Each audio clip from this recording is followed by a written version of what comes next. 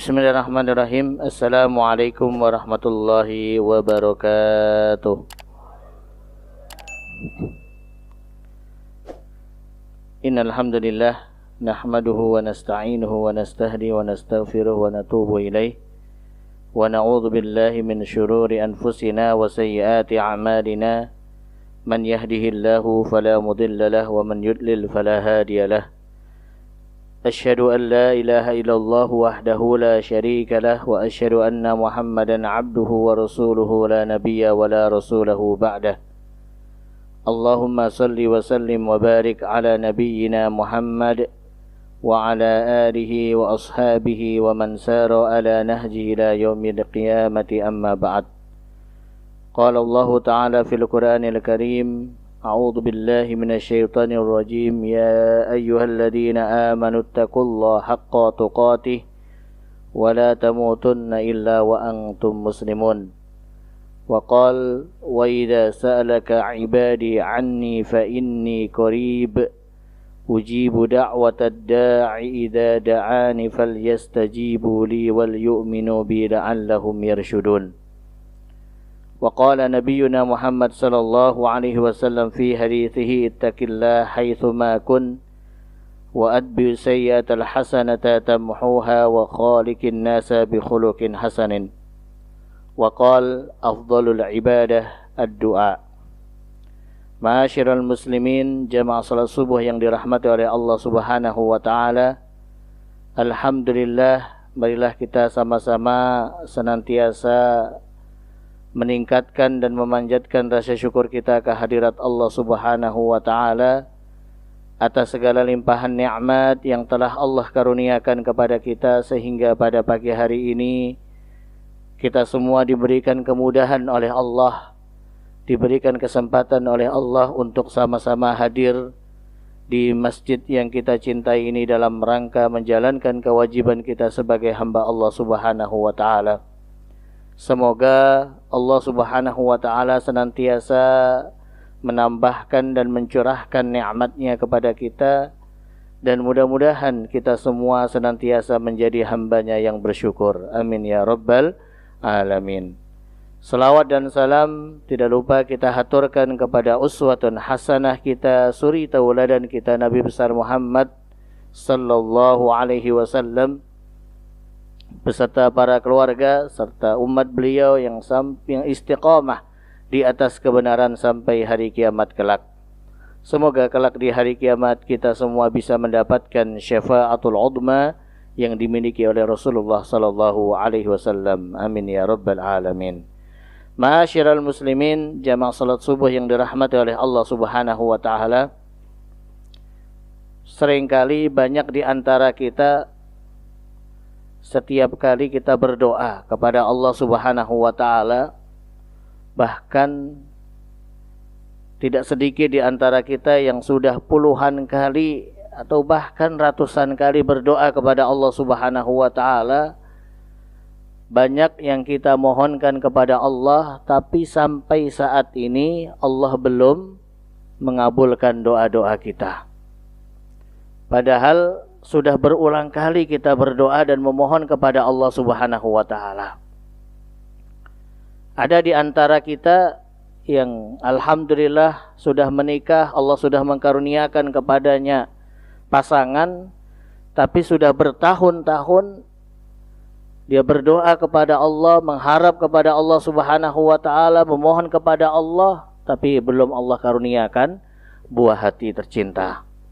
Ada di antara kita yang mungkin sudah berusaha, sudah bekerja setiap hari, pagi, siang, malam, kemudian juga berdoa kepada Allah Subhanahu wa taala, tapi sampai saat ini masih belum merasakan cukup di dalam memenuhi kebutuhan-kebutuhan hidupnya. Ada di antara kita yang mungkin memiliki banyak keinginan, memiliki banyak cita-cita, memiliki banyak harapan, tapi sampai saat ini setelah dia berdoa memohon kepada Allah, setelah dia berusaha, sampai saat ini Allah belum kabulkan apa yang dia inginkan. Tentu fenomena seperti ini seharusnya dijadikan evaluasi bersama bagi kita semua. Apa yang menjadi sebab kenapa doa-doa kita tidak dikabulkan oleh Allah Subhanahu wa taala? Kenapa sampai saat ini kita memohon kepada Allah, berdoa kepada Allah, meminta kepada Allah bahkan dengan penuh kehusyuan, bahkan dengan usaha yang keras, tapi Allah Subhanahu wa taala belum mengabulkan doa kita. Padahal kita tahu di dalam beberapa ayat Al-Quran, Allah Subhanahu wa taala memerintahkan kepada kita untuk berdoa kepada Allah, dan Allah menjanjikan Allah akan mengijabahi, mengkabulkan doa-doa kita sebagai hamba-hambanya.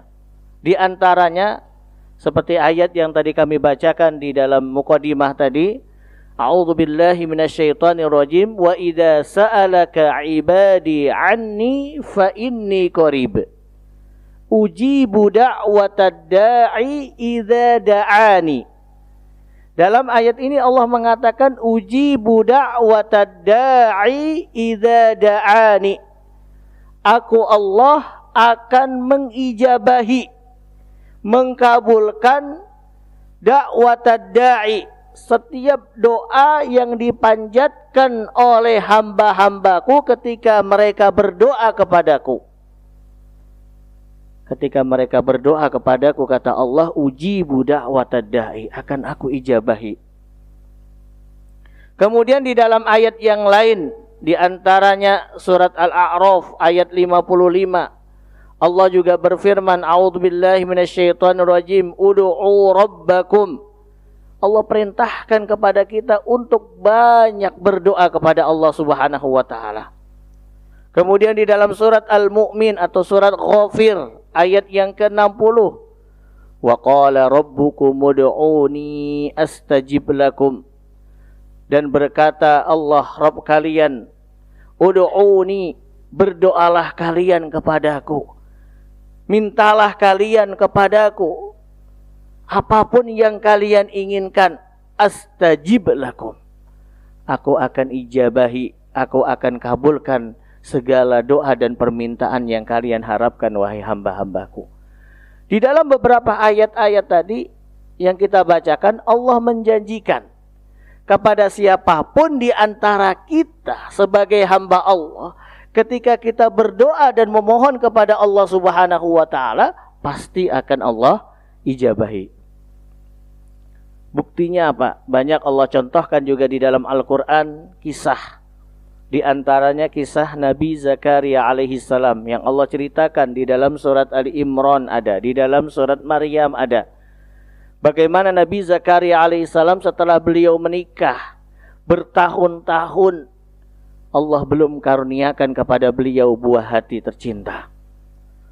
Tapi beliau tidak berputus asa di dalam berdoa dan memohon kepada Allah Subhanahu wa taala. Beliau senantiasa memohon kepada Allah, berdoa kepada Allah, sampai akhirnya di usianya sekitar kurang lebih 80-an tahun, baru kemudian Allah kabulkan doanya.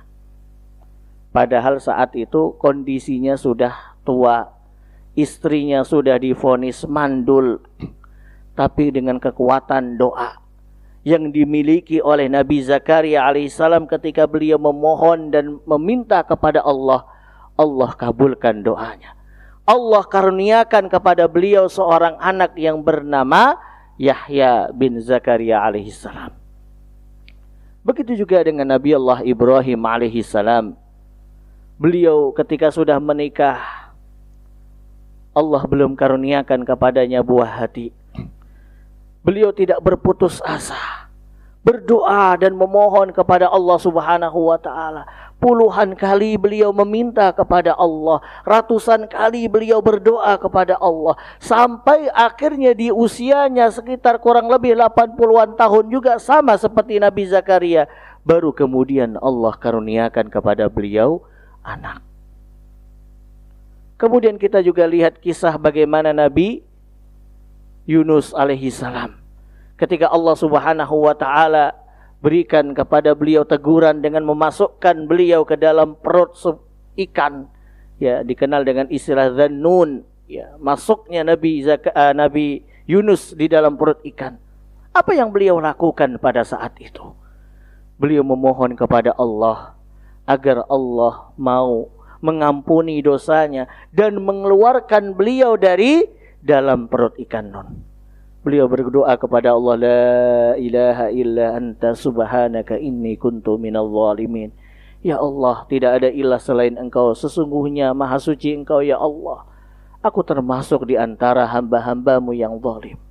Aku bertaubat kepadamu atas dosa yang aku lakukan ya Allah. Aku memohon kepadamu, keluarkanlah aku dari dalam perut ikan nun ini. Maka kemudian Allah kabulkan doanya. Sehingga fastajabna lahu, kata Allah, kami kabulkan doanya Nabi Yunus alaihi salam. Kemudian kami keluarkan beliau dari dalam perut ikan nun.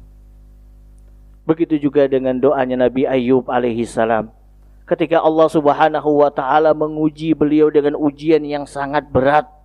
Beliau kehilangan anak, kehilangan harta.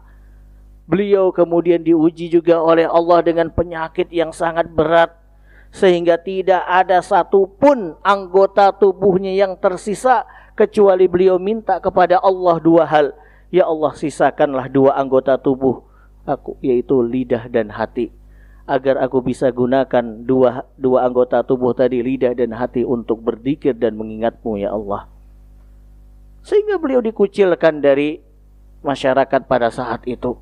Beliau bertahun-tahun berdoa kepada Allah. Setelah kurang lebih 17 tahun Allah uji beliau dengan sakit yang begitu berat. Baru kemudian Allah katakan fastajabna lahu. Kami kabulkan doanya. Kami kabulkan doanya Ayub alaihi salam. Kami sembuhkan penyakit yang dia derita. Kemudian kami berikan kembali anak dan harta yang dahulu kami ambil darinya. Jamaah sekalian dengan rahmati Allah subhanahu wa ta'ala. Mungkin sama kita memiliki hal yang sama seperti para nabi dan rasul tadi. Bertahun-tahun kita berdoa kepada Allah. Bahkan puluhan kali, ratusan kali kita berdoa kepada Allah. Tapi sampai saat ini Allah belum kabulkan doa kita. Ada di antara kita yang mungkin saat ini sedang diuji oleh Allah dengan sakit. Kemudian kita mengadahkan tangan kita berdoa kepada Allah. Memohon kepada Allah agar Allah berikan kita kesembuhan dari penyakit yang kita derita. Tapi sampai saat ini Allah belum berikan kita kesembuhan. Sampai saat ini Allah belum kabulkan doa kita.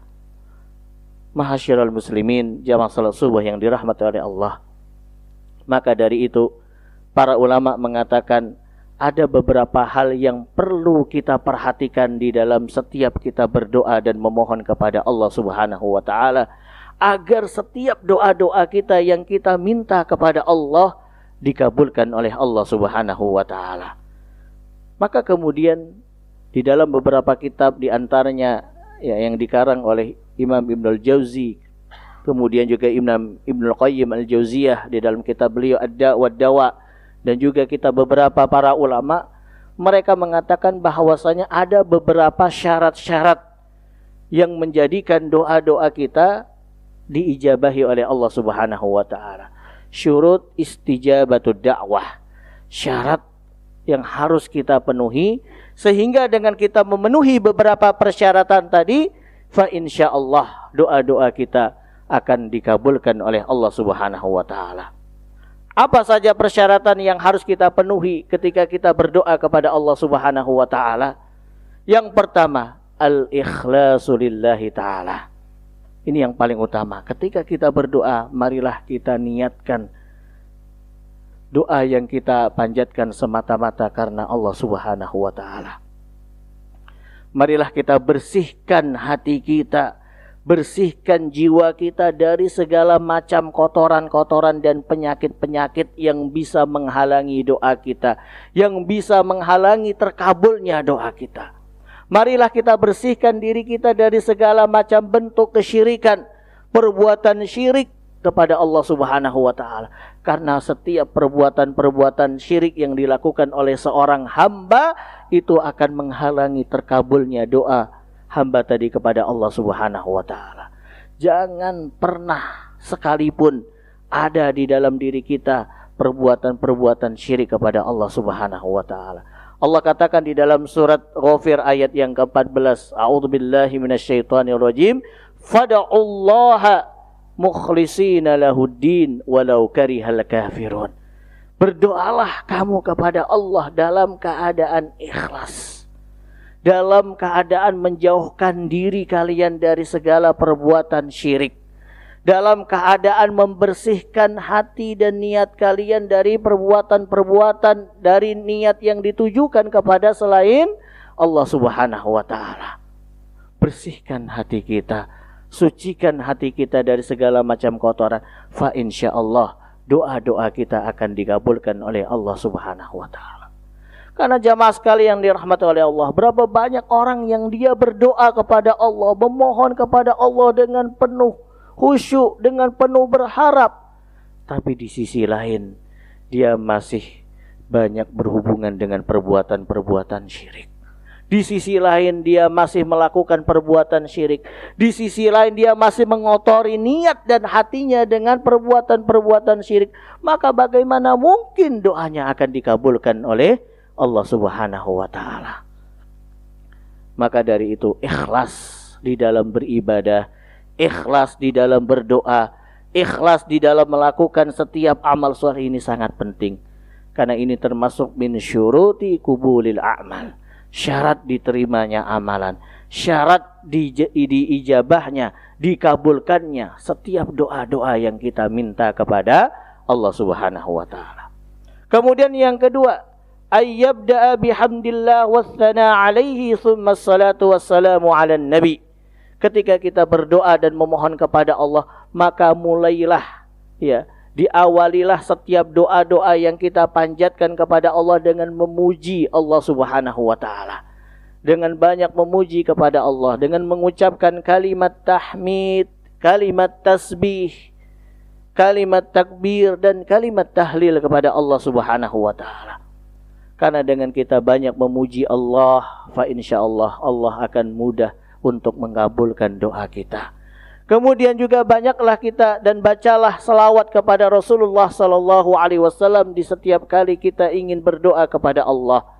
Karena dengan banyak berselawat kepada Rasulullah sallallahu alaihi wasallam, fa insyaallah doa kita juga akan mudah untuk dikabulkan oleh Allah. Dalam sebuah riwayat pernah suatu hari Rasulullah sallallahu alaihi wasallam melihat seorang sahabatnya berdoa kepada Allah, tapi dia tidak membaca salawat kepada Rasulullah sallallahu alaihi wasallam. Kemudian apa yang dilakukan oleh Rasulullah? Beliau menegurnya. Beliau mengatakan kepada sahabatnya tadi, bagaimana mungkin wahai sahabatku, kamu ketika berdoa kepada Allah, kamu tidak membaca salawat kepadaku. Ketahuilah bahwasanya salah satu di antara syarat agar doa kamu dikabulkan oleh Allah Subhanahu wa taala, bacalah salawat kepadaku, kata Rasulullah. Dengan membaca salawat kepada Rasulullah sallallahu alaihi wasallam, maka insyaallah doa kita akan dikabulkan oleh Allah Subhanahu wa taala. Kemudian yang ketiga jamaah sekalian yang dirahmati oleh Allah Subhanahu wa taala, al-jazmu fid du'a wal yakin bil ijabah. Yang pertama adalah al-jazmu bid du'a. Kita harus serius di dalam berdoa dan meminta kepada Allah Subhanahu wa taala. Harus serius ketika kita berdoa dan meminta kepada Allah. Jangan sampai kita berdoa kepada Allah tapi kita nggak yakin dengan apa yang kita minta kepada Allah. Atau misalnya ketika kita berdoa kepada Allah, dalam hadis Rasulullah mencontohkan berapa banyak orang yang berdoa kepada Allah, Allahumma, Allahumma, ya Allah, aku mohon kepadamu ya Allah, in syi'ta, jika engkau berkehendak. Kata Rasulullah SAW bahwasanya doa yang seperti ini gak bakalan dikabulkan oleh Allah Subhanahu wa ta'ala. Ya, jangan sampai ketika kita berdoa dan meminta kepada Allah, kita mengatakan, ya Allah, saya mohon sembuhkanlah penyakit saya jika engkau berkehendak. Gak boleh jamaah sekalian rahmati oleh Allah. Jangan ada kata-kata jika engkau berkehendak, tapi minta saja kepada Allah Subhanahu wa ta'ala. Ya Allah, sembuhkanlah penyakit saya. Selesai. Jangan sampai kita mengatakan, ya Allah, sembuhkanlah penyakit saya jika engkau berkehendak. Tapi jika engkau tidak berkehendak, jangan sembuhkan penyakit saya, nggak apa-apa ya Allah. Nggak boleh seperti itu. Itu sama saja mendikte Allah Subhanahu wa Ta'ala. Dan itu di dalam Islam, kata Rasulullah dalam hadisnya tadi, beliau mengatakan hal itu tidak diperbolehkan. Dan hal itu menjadikan doa kita tidak dikabulkan oleh Allah Subhanahu wa Ta'ala. Maka al-jazmu ini sangat penting. Apa itu al-jazmu? Serius di dalam berdoa. Benar-benar memohon kepada Allah. Jangan ada kata-kata in syi'ta ya Allah, wa illam tasya, jika engkau tidak berkehendak maka tidak perlu engkau kabulkan doaku. Hanya jika engkau berkehendak saja kabulkan doaku ya Allah. Tidak perlu dengan menggunakan kata-kata seperti itu. Kemudian al-yakin bil ijabah. Ketika kita berdoa kepada Allah harus ada keyakinan di dalam diri kita bahwasanya doa yang kita mohonkan kepada Allah akan diijabahi oleh Allah Subhanahu wa Ta'ala. Jangan sampai ketika kita berdoa memohon kepada Allah tapi hati kita nggak yakin. Kira-kira Allah ijabahi nggak ya doa saya?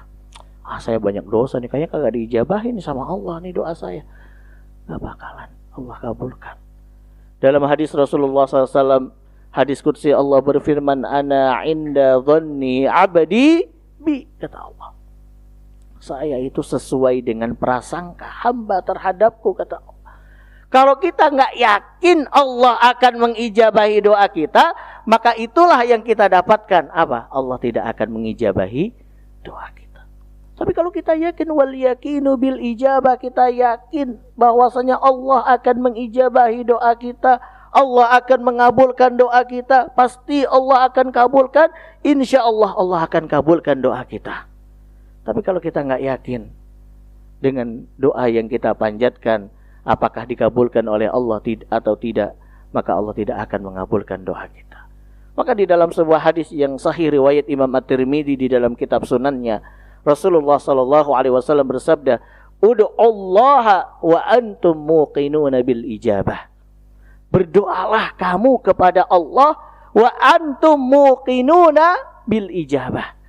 Ketika kalian berdoa kepada Allah, pada saat itu kalian merasa yakin bahwasanya doa kalian akan diijabahi oleh Allah Subhanahu wa Ta'ala. Maka yakin di setiap doa kita. Nabi Zakaria alaihissalam yakin beliau yakin doanya diijabahi oleh Allah.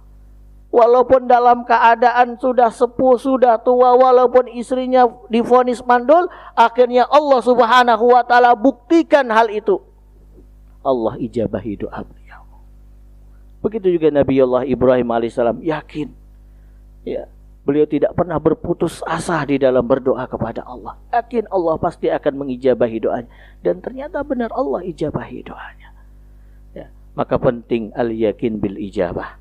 Kemudian jamaah sekalian yang rahmati oleh Allah Subhanahu wa Ta'ala, selanjutnya adalah adamul isti'jal.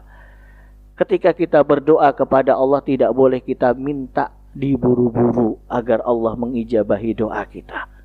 Ya Allah, saya memohon kepadamu, lancarkan rezeki saya ya Allah, GPL. Nggak boleh. Nggak pakai lama ya Allah, sekarang juga ya Allah. Ya. Jangan diundur-undur nanti ya Allah, saya butuh sekarang nih ya Allah. Nih udah tanggal tua, beras sudah habis. Kemudian apa lagi? Kebutuhan dapur sudah habis, bayaran anak sekolah belum dibayar-bayar, listrik sudah bunyi terus, tet, tet, tet, tet. Ya Allah, sekarang ya Allah, turunkan rezekimu dari langit ya Allah. Nggak bisa. Adamul isti'jal. Dalam hadis Rasulullah SAW mengatakan apa? La yazalu yustajabu lil abdi ma lam yad'u bi ithmin aw qati'ati rahmin ma lam yasta'jil. Selagi hamba itu tidak minta kepada Allah dalam keadaan terburu-buru. Ya, jangan minta segera. Hari ini juga ya Allah, sekarang juga ya Allah. Saya butuhnya sekarang ya Allah, saya nggak butuhnya nanti ya Allah. Nggak bisa jamaah sekarang yang namanya oleh Allah. Kita lihat bagaimana kesabaran Nabi Zakaria, puluhan tahun beliau berdoa kepada Allah. Nabi Ibrahim puluhan tahun berdoa kepada Allah. Nabi Ayub 17 tahun Allah derita penyakit, baru kemudian Allah kabulkan doanya. Bagaimana kesabaran beliau di dalam berdoa kepada Allah Subhanahu wa Ta'ala. Allah katakan di dalam surah Al-Baqarah ayat 145, ya ayyuhalladzina amanu ista'inu bis-sabri was-shalah. Wahai orang-orang yang beriman, ketika kalian meminta pertolongan, berdoa, memohon kepada Allah, syaratnya apa? Bis-sabri, dengan sabar. Jangan minta diburu-buru agar Allah mengijabahi doa kita. Tapi sabar. Sekali, dua kali, saya udah berdoa, Allah belum kabulkan. Udah dah, males, capek, doa mulu, kagak dikabul-kabulkan. Jangan. Inni da'autu falam yastajibuli, inni do'atu falam yastajibuli, kata Rasulullah. Orang yang gak sabar di dalam berdoa apa? Dia berdoa, kemudian dia merasa doanya belum dikabulkan, akhirnya dia berputus asa, gak mau berdoa lagi. Akhirnya dia meninggalkan yang namanya doa. Capek dah doa mulu, kagak dikabulkan sama Allah. Udah, ngapain juga saya berdoa. Waliyadzubillah. Ini termasuk orang yang istijal. Dan Allah tidak akan mengabulkan orang-orang yang seperti ini. Ketika dia minta agar Allah menyegerakan ya terkabulnya doanya. Waliyadzubillah. Ya, maka tidak boleh ada istijal. Ya, tidak boleh kita minta kepada Allah ya dengan buru-buru agar Allah mengabulkan doa kita. Kemudian yang kelima, yang selanjutnya adalah hudurul qalbi fid du'a. Ketika kita berdoa dan memohon kepada Allah Subhanahu wa taala, penting hadirkan hati kita di dalam setiap doa yang kita minta kepada Allah. Jangan sampai apa yang diucapkan di lisan kita ketika berdoa kepada Allah tidak sesuai dengan apa yang ada di dalam hati kita. Lisan kita berdoa kepada Allah, ya Allah, ya Allah, tapi hati kita melayang kemana-mana. Mikirin ini, mikirin ini, mikirin ini, nggak selaras. Ya. Dalam hadis Rasulullah mengatakan apa? Wa'lamu annallaha la yastajibu du'a min qalbin ghafilin lahin. Ketahuilah Allah tidak akan mengijabahi doa orang yang ketika dia berdoa hatinya ghafil, lalai. Ya, jadi hanya lisannya saja berdoa tapi hatinya nggak ikut berdoa. Banyak orang yang seperti itu. Lisannya dia mengucapkan doa Allahumma gfir, Allahumma gfir, Rabbana zalamna anfusana, Rabbana hablana min azwajina dan sebagainya, tapi hatinya mikirin apa-apa, melayang kemana-mana, ya kan, nggak konsen doa. Maka kalau kita ingin doa kita diijabahi oleh Allah Subhanahu wa taala, ketika lisan kita berdoa, ya, membaca doa, meminta kepada Allah, hati kita juga harus hadir. Hudurul qalbi ini sangat penting. Selaras apa yang kita ucapkan di lisan dengan apa yang ada di dalam hati kita. Kemudian yang selanjutnya ad-du'a fir-raha'i wasyiddah. Kebanyakan Allah Subhanahu wa taala mengijabahi doa kita di saat kita sudah dalam kondisi terjepit. Kita lihat bagaimana kisah Nabi Allah Musa alaihissalam bersama Bani Israel ketika mereka dikejar oleh Fir'aun dari belakang. Kemudian sesampainya mereka di pinggiran pantai Laut Merah dalam kondisi terjepit. Kalau mereka meneruskan perjalanan ke depan pasti akan tenggelam di Laut Merah. Kalau mereka balik ke belakang akan kena oleh pasukan Fir'aun. Pada waktu itu Bani Israel sudah mulai berputus asa. Banyak di antara mereka yang menyalahkan Nabi Musa alaihissalam. Wahai Musa, gimana ini? Kondisi kami terjepit nih, kondisi kita terjepit ini. Katanya Allah mau ngasih pertolongan sama kita. Mana pertolongannya? Nggak ada. Marah mereka kepada Nabi Musa alaihissalam. Tapi Nabi Musa dengan sabar mengatakan kepada kaumnya, tunggulah. Wahai kaum, Allah pasti akan memberikan pertolongan. Allah pasti akan mengijabahi doa kita di saat kondisi kita sudah dalam keadaan terjepit, dalam keadaan terdesak. Maka benar-benar ketika sudah dalam kondisi terdesak saat itu Allah katakan kepada Nabi Musa, idrib bi'asokal bahr. Wahai Musa, pukullah tongkat yang kamu miliki ke Laut Merah. Maka Maka kemudian dengan izin Allah Subhanahu wa taala, Allah mengijabahi doanya Nabi Musa. Ketika beliau memukulkan tongkatnya ke Laut Merah, apa yang terjadi? Laut Merah pun terbelah menjadi dua. Kaget Bani Israel pada saat itu. Ternyata mereka baru yakin Allah benar-benar memberikan pertolongannya kepada mereka di saat kondisi sudah terdesak. Akhirnya mereka berhasil menyelamatkan diri mereka dari kejaran Firaun.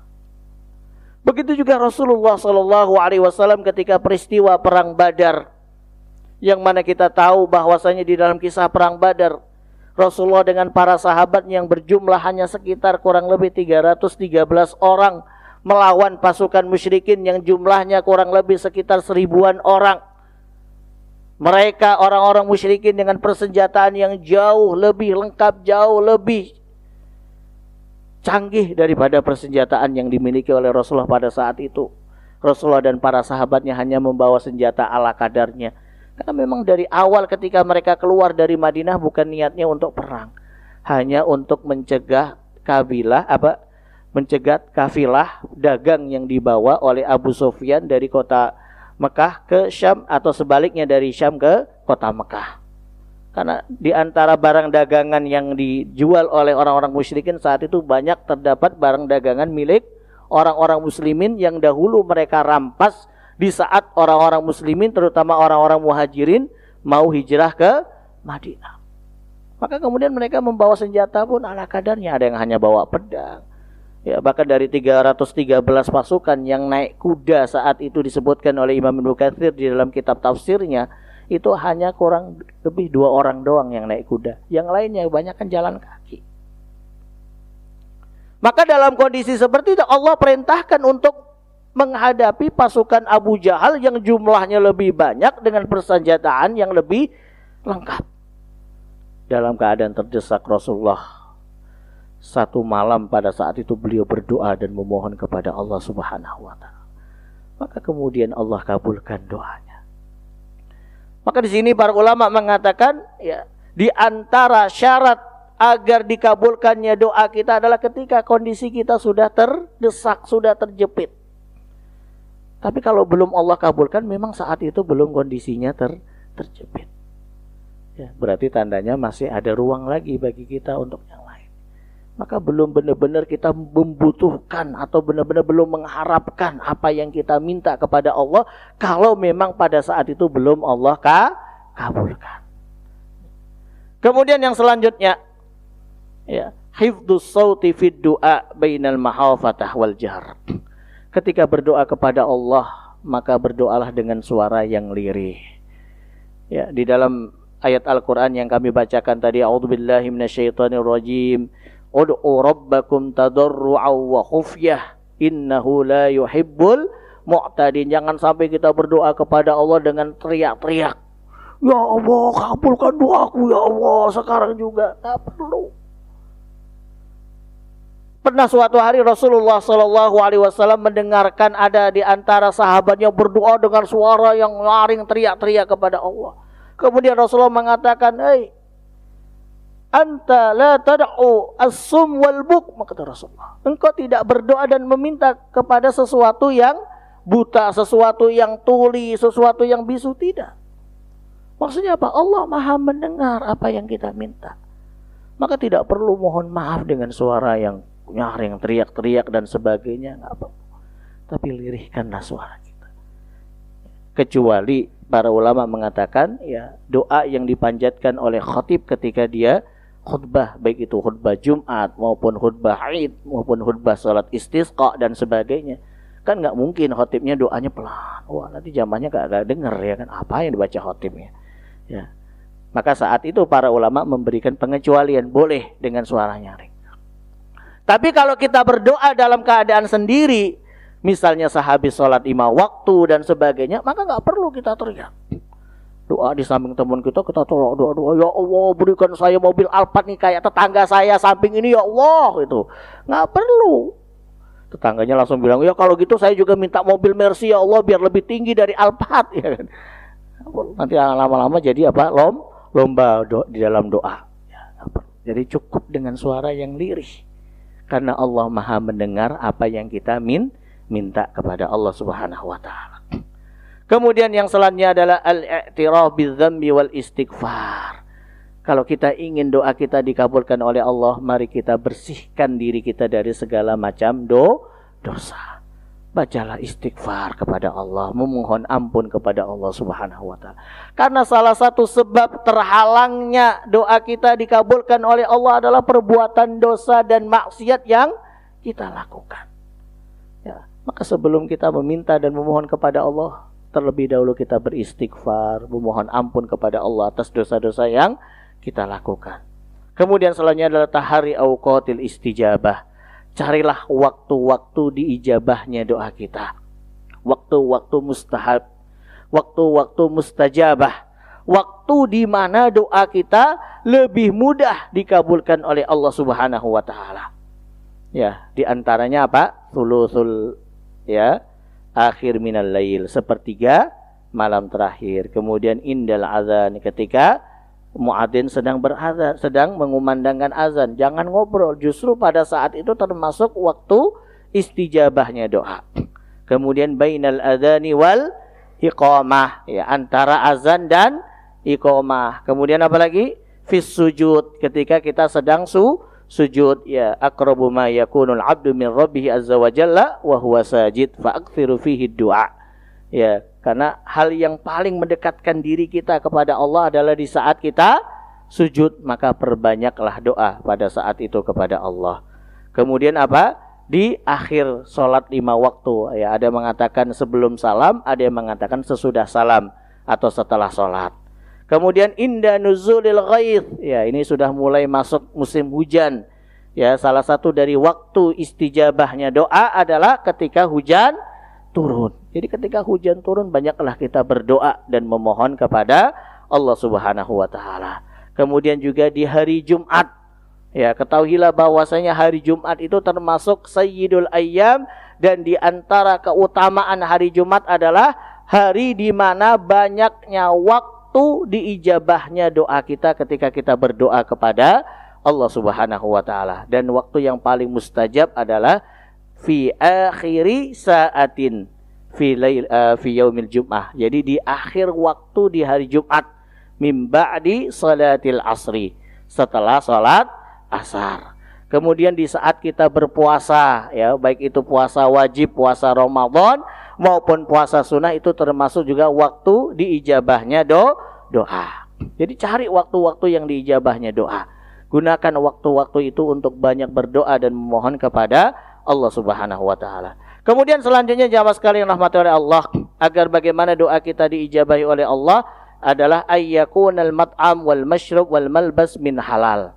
Hendaklah kita menjauhkan diri kita dari makanan, minuman, pakaian yang diharamkan oleh Allah Subhanahu wa taala. Rasulullah mencontohkan ada orang yang dalam keadaan safar, dalam keadaan lusuh, ya, dalam keadaan capek, dia doa kepada Allah khusyuk dengan penuh berharap, tapi Allah tidak kabulkan doanya.